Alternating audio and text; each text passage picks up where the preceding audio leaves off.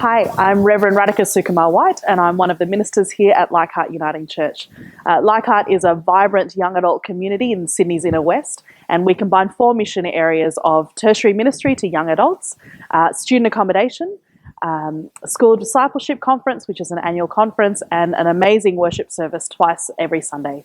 Leichhardt Uniting Church uses community organising practices to live out our mission of keeping faith, doing justice, and building community. I'm Reverend Adrian SUKUMAR-WHITE, one of the ministers here at Leichhardt Uniting Church and the Uniting Church chaplain at Sydney University.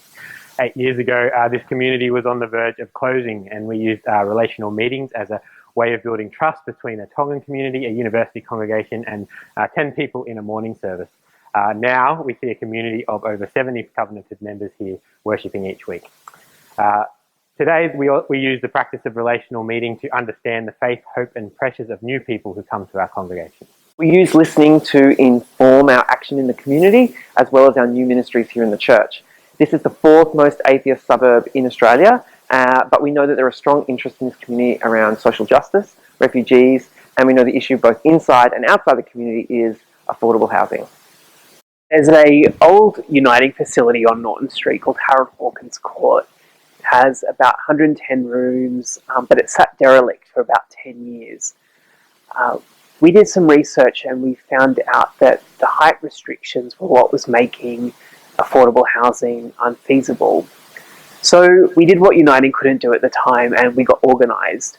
We did a power analysis, we ran petitions, we had a huge community forum with politicians, and we showed up at local council meetings.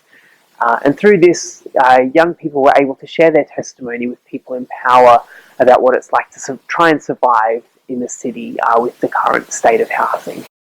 And it worked. We were able to lift height restrictions on 3 Uniting and church facilities, thereby making affordable housing possible for older people, for psychogeriatrics, and soon, we hope, all around the church to make affordable housing for young adults and students. So the church will literally and figuratively be at the centre of this community.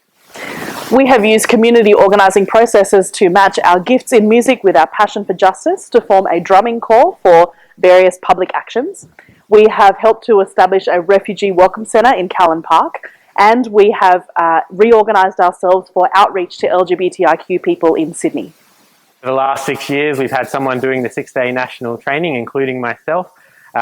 Every year we have people doing 2-day training, including our residence assistants of our student housing, and we've had 4 interns go through the Sydney Alliance internship program. And we have developed an evaluation culture here, which means after every action, event and service, we'll do a debrief with the group.